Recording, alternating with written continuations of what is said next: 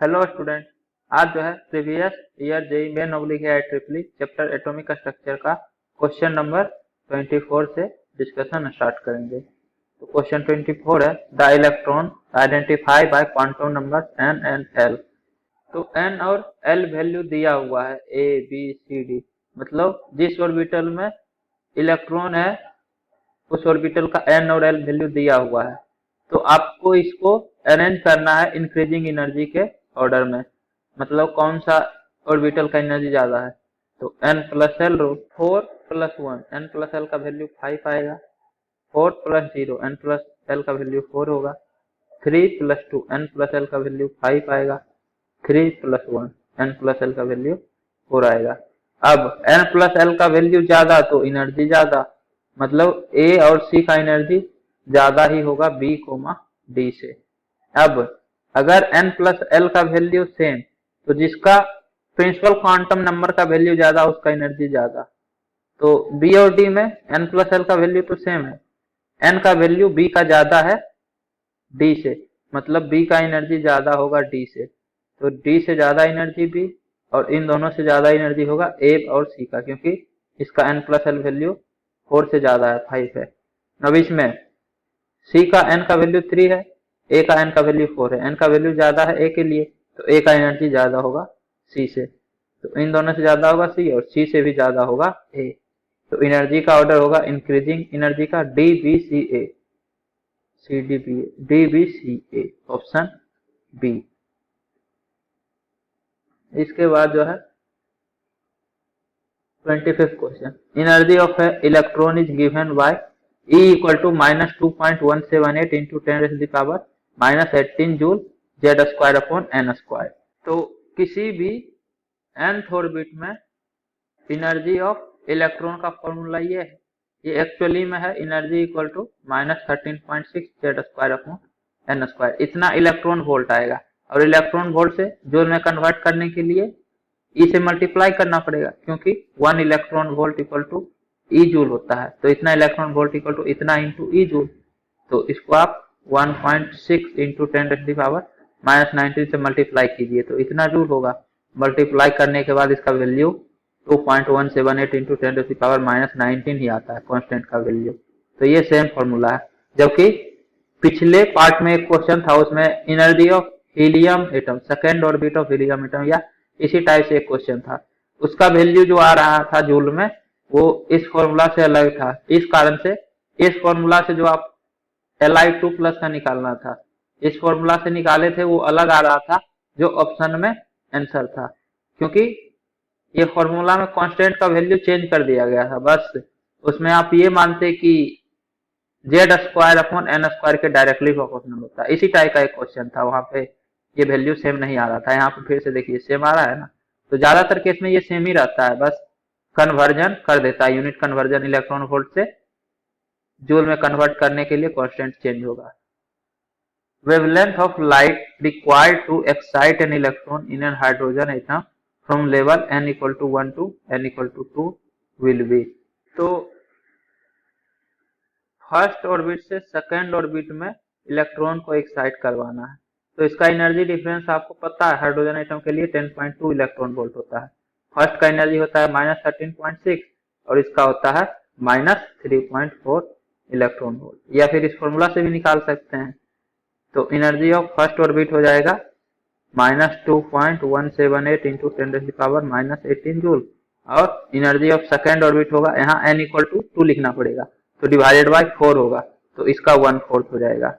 -2.178 into 10⁻⁻18 upon 4, -18 divided by 4, ये energy of second orbit है।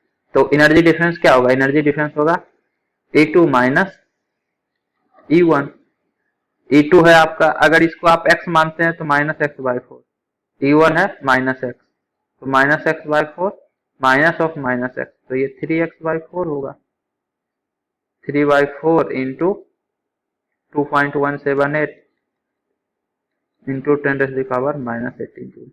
तो इतना जूल एनर्जी डिफरेंस है, मतलब जो फोटोन इमिट होगा जब फर्स्ट से सेकेंड ऑर्बिट में जाएगा, सॉरी, जो फोटोन एब्जॉर्ब होगा, एक्साइट करने के लिए फोटोन एब्जॉर्ब करना पड़ेगा, मतलब इस पे फोटोन स्ट्राइक करवाना पड़ेगा। हायर ऑर्बिट से लोअर ऑर्बिट में जब आता है तब फोटोन इमिट होता है। तो जो फोटोन एब्जॉर्ब होगा उसका एनर्जी होना चाहिए 10.2 इलेक्ट्रॉन वोल्ट या फिर इतना जूल। इलेक्ट्रॉन वोल्ट में इतना एनर्जी चाहिए, जूल में इतना एनर्जी चाहिए। और energy of photon equal to hc/लैम्डा होता है, लैम्डा नैनोमीटर में आता है, सॉरी hc/लैम्डा में लैम्डा जो है मीटर में आता है, एसआई यूनिट में, क्योंकि सारा कुछ एसआई यूनिट में है। Energy of photon equal to 1240/लैम्डा, यहाँ पे लैम्डा नैनोमीटर में होता है। तो अगर आप 10.2 वाला फॉर्मूला लगाइएगा तब आपका जो वेवलेंथ आएगा वो आएगा 1240/10.2, इतना नैनोमीटर। वो देख लेंगे इतना के आसपास ही आ रहा होगा। यहाँ पे आप h का वैल्यू रख दीजिए 6.626, यहाँ दिया हुआ, अच्छा 6.62, 6 नहीं लेना है, 6.62 तक ही लेना है, into 10⁻⁻34 into speed of light 3 into 10⁸ upon wavelength, ये इतना के इक्वल होना चाहिए। तो wavelength equal to 6.62 into 10⁻⁻34 into 3 into 10⁸ upon 3 into 2.178 into 10⁻⁻18, और ये 4 इधर जाके मल्टीप्लाई होगा, 3 से 3 कैंसिल आउट, -18, तो ये -34 प्लस 18, 10⁻⁻16 बचेगा, और 10⁸ प्लस में आएगा तो 10⁻16 प्लस 8 -8 हो जाएगा। तो आपका वैल्यू आएगा 6.62 इंटू 4/3 इंटू 2.178 इंटू 10⁻⁻8, इतना मीटर। यहाँ पे 3 नहीं होगा, 3 जो है ये तो कैंसिल आउट हो गया था, 3 से 3, 6.62 इंटू 4 डिवाइडेड बाई 2.178, इसका वैल्यू आता है 12.15 इंटू 10⁻⁻8 मीटर। इसको आप बोल सकते हैं 1.215 इंटू 10⁻⁻7 मीटर, 1.215 ये वाला, बाकी तो इसके आसपास भी नहीं है, ऑप्शन ए करेक्ट होगा। ठीक हो, अगर आप इस वाले फॉर्मूले से निकालिएगा तो इसका वैल्यू आएगा 121.5 नैनोमीटर। तो इसको मीटर में कन्वर्ट करने के लिए क्या करना पड़ेगा, 10⁻⁻9 से मल्टीप्लाई करना पड़ेगा, तो इतना मीटर। इसी को आप लिख सकते हैं 1.215 इंटू 10⁻⁻7 मीटर। तो अगर ये वाला फॉर्मूला लगाइएगा तो वेवलेंथ नैनोमीटर में आएगा, लेकिन ऑप्शन में मीटर में दिया हुआ है, तो मीटर में आपको फाइनली कन्वर्ट करना ही पड़ेगा, नहीं तो एसआई यूनिट में सबका वैल्यू भी दिया हुआ, एच का, सी का, ये तो ऐसे पता होना चाहिए, स्पीड ऑफ लाइट, एच का वैल्यू क्या होता है, ये सब। इसके बाद नेक्स्ट क्वेश्चन है, the correct set of 4 quantum number for the valence electron of rubidium atom Z=37 is. तो सबसे पहले इसका इलेक्ट्रॉनिक कॉन्फ़िगरेशन लिखिए रुबिडियम का, 1s2 2s2 2p6 3s2 3p6 4s2 3d10, 3d के बाद 4p आता है, तो 4p6, 3d10 तक तो 30 हो गया, यहाँ तक तो आपको याद ही होना चाहिए। उसके बाद 6 इलेक्ट्रॉन, तो 4p6 और 4p के बाद 5s आता है, तो 5s1। अगर एनर्जी डायग्राम आपको ध्यान नहीं है तो 1s 2s 3s 4s 5s 6s, उसके बाद 2p यहाँ से 2 छोड़ के 2p 3p 4p 5p, उसके बाद 3d जो है 2 छोड़ के 3d 4d। तो सबसे पहले 1s में, फिर 2s 2p 3s 3p 4s, उसके बाद 3d, उसके बाद 4p और 5s। तो 3d के बाद नेक्स्ट एनर्जी लेवल आपका 4p होता है और उससे हायर होता है 5s। तो 4p में 6 इलेक्ट्रॉन भराएगा तो 36 तक पहुंचेगा, एक और इलेक्ट्रॉन चाहिए तो 5s में। तो आप इस तरह से डायग्राम बना के हमेशा कर सकते हैं, ऐसे 30 तक तो आपको ध्यान ही होना चाहिए। अब जो है outer most electron valence electron कल आएगा, ये 5s1 वाला वैलेंस इलेक्ट्रॉन है, 5s1। तो इसका n का वैल्यू क्या है, principal quantum number 5, s subshell है, मतलब l=0, और अगर l=0 है तो m का वैल्यू भी 0 ही सिर्फ होगा। m जो है -l to l तक वेरी करता है, l=0 है, क्रॉसमेंडिंग m का एक वैल्यू, L इक्वल टू 1 के क्रॉसपोंडिंग m का 3 वैल्यू होता है, -1 0 1 -1 सॉरी -L -1 to 1 तक वेरी करेगा including 0। Similarly L equal to 2 के लिए -2 से लेके 2 तक वेरी करेगा इंक्लूडिंग 0, 5 वैल्यू होगा इस तरह से। तो यहाँ पे 5 0 0 और स्पिन, इसका स्पिन या तो प्लस हाफ या माइनस हाफ, 5 0 0 प्लस हाफ, यही ऑप्शन सही है। बाकी में L का वैल्यू 1 हो गया रिजेक्टेड, L का वैल्यू 1 रिजेक्टेड, L का वैल्यू 0 लेकिन M का वैल्यू 1। अगर L 0 है तो M का वैल्यू 1 हो ही नहीं सकता है, रिजेक्टेड। एक ही ऑप्शन है ए। इसके बाद which of the following is the energy of a possible excited state of hydrogen. तो इन 4 ऑप्शन में कौन जो है possible excited state of hydrogen का एनर्जी है, मतलब energy of nth orbit of hydrogen है। तो एनर्जी ऑफ nth ऑर्बिट क्या होगा, -13.6 Z square upon N square. Hydrogen atom के लिए जेड का वैल्यू तो 1 ही होगा अपॉन एन स्क्वायर, तो -13.6 अपॉन एन स्क्वायर। अब एक्साइटेड स्टेट है मतलब फर्स्ट ऑर्बिट नहीं है, तो या तो second orbit, third orbit, fourth orbit, fifth orbit, इसके कॉरस्पॉन्डिंग किसी का एनर्जी आता है क्या। तो एनर्जी ऑफ सेकेंड ऑर्बिट होता है -13.6 अपॉन 4 -3.4 इलेक्ट्रॉन वोल्ट। तो यही आपका possible excited state of hydrogen atom का एनर्जी है। सेकेंड ऑर्बिट का एनर्जी है -3.4, फर्स्ट का होता है -13.6, तो इसके बीच में एनर्जी नहीं होगा। अब थर्ड ऑर्बिट का -3.4 से ज्यादा ही होगा, मतलब -13.6 अपॉन 3 का स्क्वायर हो जाएगा तो 9, तो ये -3.4 से ज्यादा हो रहा है, जबकि यहाँ -6.8 है, तो ये भी रिजेक्टेड। और प्लस में होता ही नहीं है, मैक्सिमम एनर्जी 0 होता है, वो भी इन्फिनिट ऑर्बिट का, जब n का वैल्यू इन्फिनिटी होगा तब, उससे ज्यादा एनर्जी हो ही नहीं सकता है। +6.8 और +13.6 ये पॉसिबल एनर्जी कभी नहीं होगा, किसी भी एक्साइटेड स्टेट का नहीं होगा। इसके बाद 28 question, a stream of electron from a heated filament was passed to charge plate kept at a potential difference भी ESU। ESU इससे आपको देख के थोड़ा सा कंफ्यूजन हो सकता है, लेकिन जब आप ऑप्शन देखेंगे तो कंफ्यूजन खत्म हो जाएगा। ये आपका इलेक्ट्रोस्टैटिक यूनिट होता है। कहने का मतलब दो चार्ज प्लेट है जिसके बीच में पोटेंशियल डिफरेंस V वोल्ट का है। ESU से कंफ्यूज नहीं होना है। तो इस प्लेट को पास करता है एक इलेक्ट्रॉन जो कि हीटेड फिलामेंट से रिलीज हुआ है। If E and M are charge and mass of electron respectively, then the value of H upon lambda। तो आपको H upon lambda का वैल्यू बताना है, जहां पे lambda जो है wavelength associated with electron wave. अब जो है एक पॉइंट आप याद करिए, प्रॉपर्टी ऑफ चार्ज के टाइम बताए थे कि अगर कोई भी चार्ज Q पॉइंट A से पॉइंट B पे जाता है और पॉइंट A और B के बीच में पोटेंशियल डिफरेंस V वोल्ट का है, तो पॉइंट A से B पे जाने में चेंज इन काइनेटिक एनर्जी हो जाएगा Q इंटू V। इन दोनों पॉइंट पे जितना का पोटेंशियल डिफरेंस है उसको अगर आप 4 से मल्टीप्लाई कर दीजिएगा तो इतना काइनेटिक एनर्जी का चेंज होगा इस Q चार्ज के कॉरस्पॉन्डिंग। तो ये जो है दो चार्ज प्लेट को क्रॉस करता है जिसके बीच में पोटेंशियल डिफरेंस V वोल्ट का है, तो change in kinetic energy of electron क्या होगा, charge of electron into V volt. तो E into V change in kinetic energy होगा इलेक्ट्रॉन का, और इनिशियल काइनेटिक एनर्जी दिया हुआ नहीं है, मतलब आप मानिएगा कि इनिशियली इलेक्ट्रॉन रेस्ट पे है। तो इनिशियली इलेक्ट्रॉन रेस्ट पे है तो kinetic energy initial equal to 0, और change in kinetic energy final minus kinetic energy initial. इसका value E into V joule होगा, जिसमें से काइनेटिक एनर्जी इनिशियल 0 है, तो फाइनल काइनेटिक एनर्जी हो जाएगा EV जूल।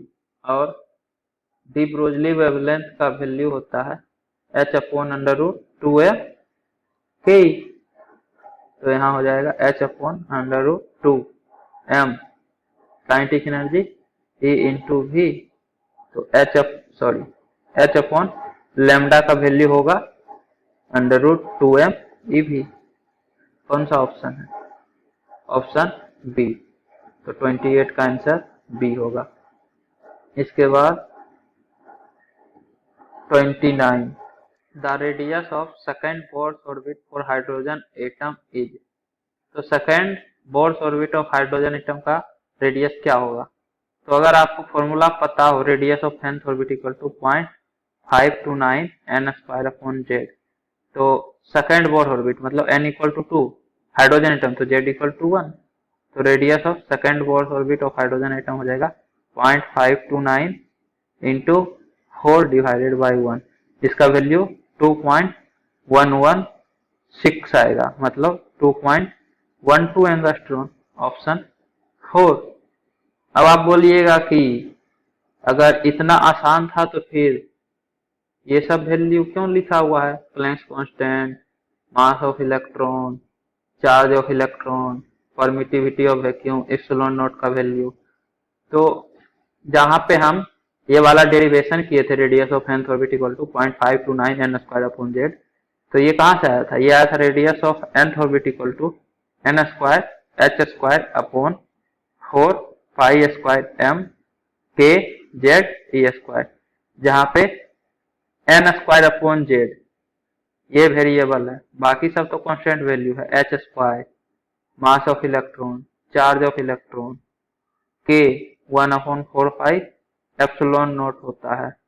तो देखिए, इसके लिए h का भी फॉर्मूला पता होना चाहिए, h का वैल्यू दिया हुआ है।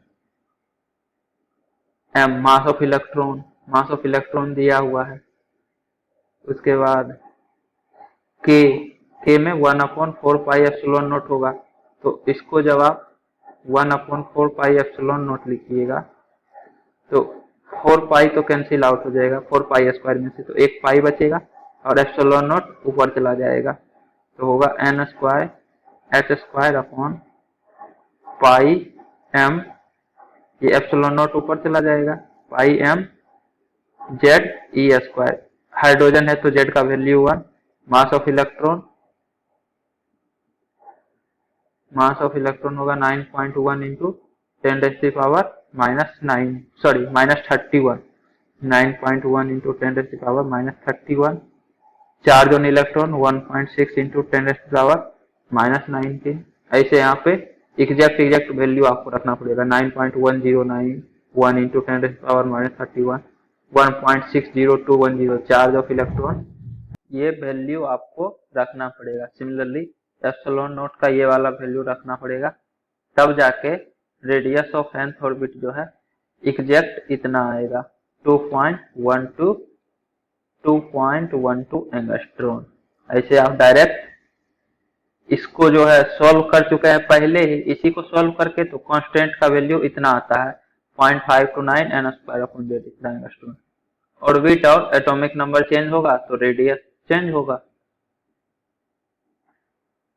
इसके बाद next 30th question, the group having iso electronic species is. तो आपको बताना है कि ये सारा में कौन से ऑप्शन में आइसो इलेक्ट्रॉनिक स्पीशीज है।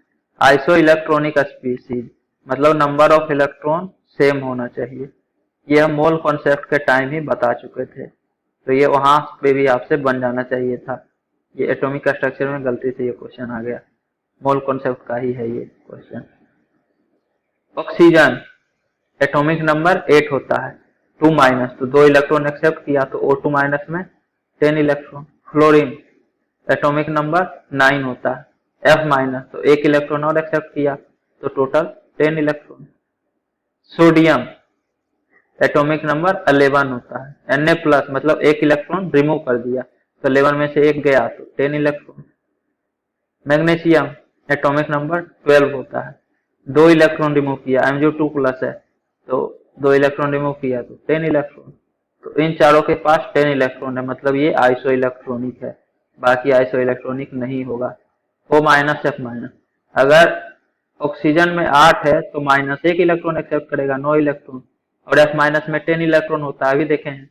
तो इन दोनों में सेम नंबर ऑफ इलेक्ट्रॉन ही नहीं है तो आइसो इलेक्ट्रॉनिक नहीं हो पाएगा। O2- F- ये दोनों तो होगा। सोडियम, सोडियम का एटॉमिक नंबर 11 होता है तो 11 इलेक्ट्रॉन है इसके पास, F- के पास 10 इलेक्ट्रॉन, तो सेम नंबर ऑफ इलेक्ट्रॉन नहीं है, आइसो इलेक्ट्रॉनिक नहीं होगा। फिर से O- और F- ये दोनों आइसो इलेक्ट्रॉनिक नहीं होगा, तो आगे चेक करने का जरूरत ही नहीं है। बाकी ये तीनों भले आइसो इलेक्ट्रॉनिक है, उससे कोई मतलब नहीं होगा फिर। तो ऑप्शन 1 में जो ये चारों ग्रुप है, ये चारों आइसो इलेक्ट्रॉनिक है। यहाँ पे previous year JEE main complete हो गया। उम्मीद करता हूँ कि आपको ये वीडियो पसंद आई होगी। यदि आपको ये वीडियो पसंद आई है तो इसे लाइक करें, कमेंट करें और अपने दोस्तों के बीच शेयर करना ना भूलें। Thank you.